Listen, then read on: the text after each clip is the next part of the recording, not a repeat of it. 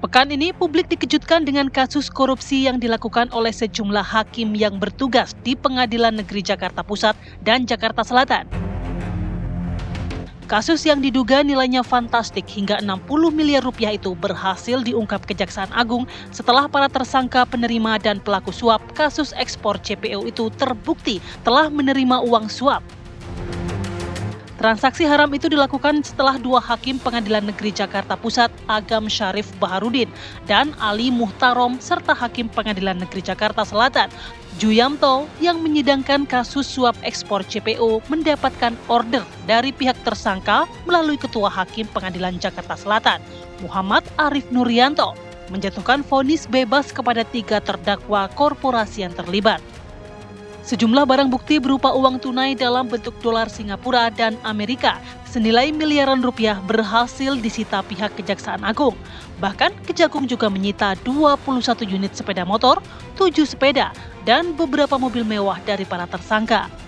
Sungguh ironis, para pemilik palu keadilan itu tega mempermainkan hukum demi kepentingan pribadi di saat masyarakat Indonesia berjibaku menghadapi mahalnya harga minyak goreng. Kemarahan publik pun tak bisa diabaikan. Para pelaku korupsi yang notabene seharusnya menjaga marwah keadilan itu pun dianggap pantas untuk dijatuhi hukuman maksimal hingga seumur hidup atau hukuman mati. Tim TV One mengabarkan.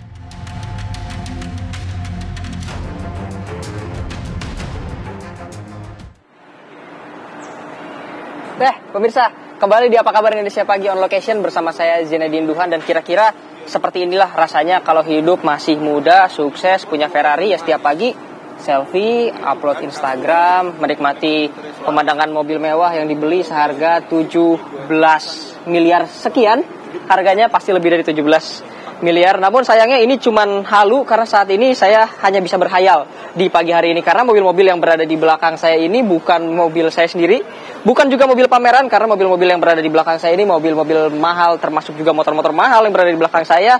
Ini merupakan barang sitaan dari kasus yang baru saja diungkap oleh Kejaksaan Agung, yaitu kasus dugaan suap dan gratifikasi dalam penanganan kasus korupsi ekspor minyak kelapa sawit mentah. Dan di samping saya ini merupakan Ferrari SF90 Spider, salah satu mimpi yang saya pengen banget punya mobil ini sebetulnya, dengan harga kurang lebih 17 sekian miliar. Ini harga yang cukup fantastis untuk dimiliki oleh seorang pengacara, oleh seorang ketua pengadilan negeri, dan juga profesi-profesi lainnya yang berada di Indonesia. Selain pebisnis tentunya, kalau pebisnis mungkin cukup masuk akal untuk memiliki Ferrari SF90 Spider ini. Selain dari SF90 Spider, di belakang juga ini merupakan salah satu yang menjadi favorit untuk orang-orang yang melihat ke Kejaksaan Agung dari barang-barang sitaan yang ada di sini, yaitu ada Nissan GT-R R35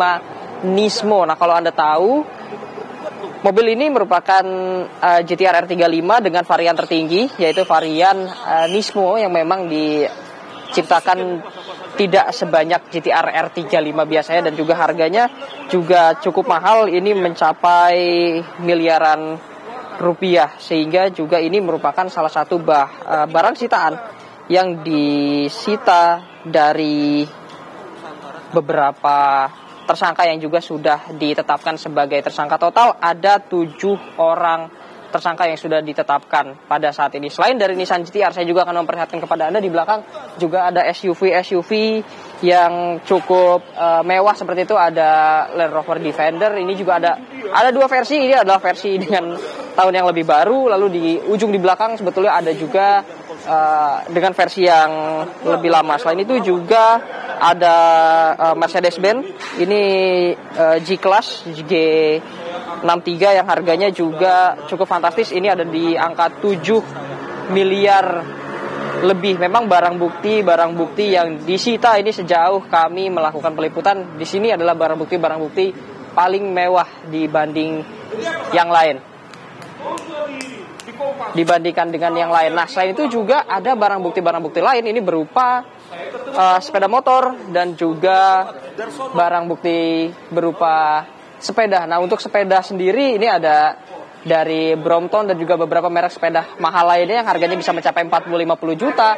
Lalu juga ada Harley Davidson di sini. Untuk Harley Davidson sendiri bukan hanya 1 atau 2, namun di feed kami hitung di sini ada 6 buah Harley Davidson yang terdapat di depan gedung Jaksa Agung Muda. Seperti itu. Nah, yang uniknya adalah yang ingin saya perhatikan kepada Anda justru dari sekian banyak motor dan mobil mewah, dari sekian banyak motor dan mobil mewah, di motor mewah yang berada di sebelah saya justru kebanyakan ini tidak bayar pajak dan pajaknya sudah mati sejak tahun 2022, 2023. Jadi bisa beli mobil atau motor mewah namun tidak dapat membayar pajak seperti itu. Nah, saat ini juga saya sudah bersama Pak Saur Siagian. Bang Saur, ini selaku advokat pegiat anti korupsi seperti itu. Bang Saur, melihat mobil-mobil mewah, motor-motor mewah yang berada di sini seperti itu, tentunya dengan kasus yang tidak besar juga karena gratifikasinya mencapai 60 miliar rupiah seperti itu. Nah, tanggapannya seperti apa dari seorang pegiat anti korupsi? Mas Dohan, saya kira setiap warga negara berhak untuk mendapatkan apapun dalam konteks konstitusi kita. Ya kayak itu dulu. Karena kita juga harus hormati. Nah, problemnya adalah kalau sampai mobil-mobil ini hasil kejahatan. Nah, itu menurut kita sangat prihatin. Kemudian juga kita sangat sedih dan bahkan marah di tengah-tengah kondisi ekonomi kita yang sangat berat. Ternyata ada, katakanlah sekarang ini yang sedang diusut oleh Kejaksaan Agung, yaitu para hakim, para penegak hukum, advokat, hakim, kemudian melanggar sumpah, juga kode etik. Itu yang saya bilang, menghina profesi dia sebagai advokat, aparat penegak hukum, kemudian juga hakim.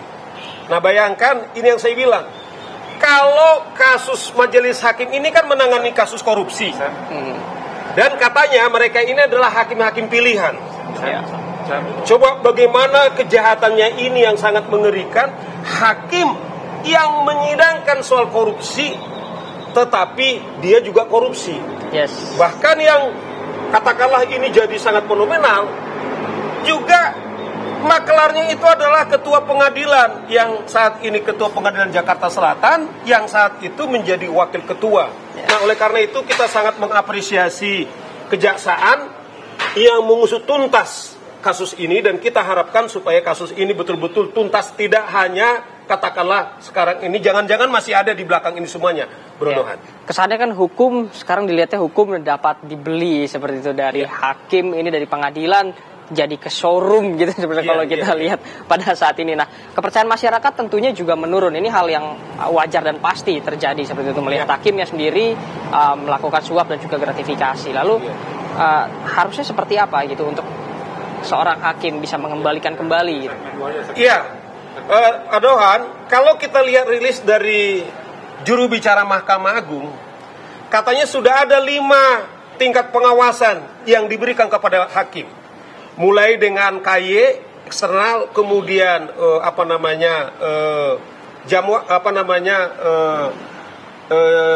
ada di internal di Mahkamah Agung, ada juga diminta ketua pengadilan tinggi juga aktif, dan juga ketua PN, dan juga partisipasi publik. Mungkin partisipasi itu adalah seperti media saat ini.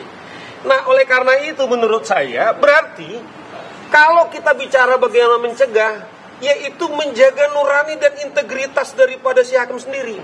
Tetapi yang perlu menurut saya sekarang ini, Mas Dohan, kita minta kepada keluarga, apakah kalau dia seorang laki-laki hakim, kepada istrinya, kepada anak-anaknya, juga ikut mengawasi. Misalnya beginilah, katakanlah kita sudah bisa tahu berapa gaji hakim misalnya. Nah, kalau sampai ada pendapatan suaminya atau pemilikan barang-barang, katakanlah yang sepertinya tidak sesuai dengan standar gajinya. Menurut saya salah satu yang juga harus diingatkan oleh katakanlah keluarganya, apakah istri atau suaminya, anak-anaknya. Ini menurut saya ini powerful sehingga dikatakan papa, mama. Malu kita. Coba bayangkan kasus Ronald Tanur itu. Kasus bayangkan. Kemudian dia mengakhiri karirnya sebagai hakim. Mungkin dia sudah hakim 25 tahun atau lebih mungkin. Tetapi dia mengakhiri karirnya kemudian jadi terpidana korupsi. Apakah ini tidak mengerikan? Tidak memalukan? Nah, oleh karena itu saya minta kepada kita semua, kepada keluarga. Karena apa? Keluarga lah menurut saya yang paling efektif. Istri yang mengingatkan, Pak, kami cukup dengan gaji yang sudah Papa dapatkan dari negara. Oke. Ini kita tadi berbicara juga mengenai gaji atau pendapatan. Tadi dibilang juga yang masuk akal untuk mempunyai suatu barang seperti itu seperti apa. Nah, selanjutnya juga saya akan menanyakan ini terkait mengenai sebetulnya seberapa besar gaji dari seorang ketua pengadilan negeri, lalu gaji dari seorang hakim, panitera dan juga advokat seperti itu. Namun kita akan dijawab di segmen selanjutnya. Jangan kemana-mana, tetap di Apa Kabar Indonesia Pagi.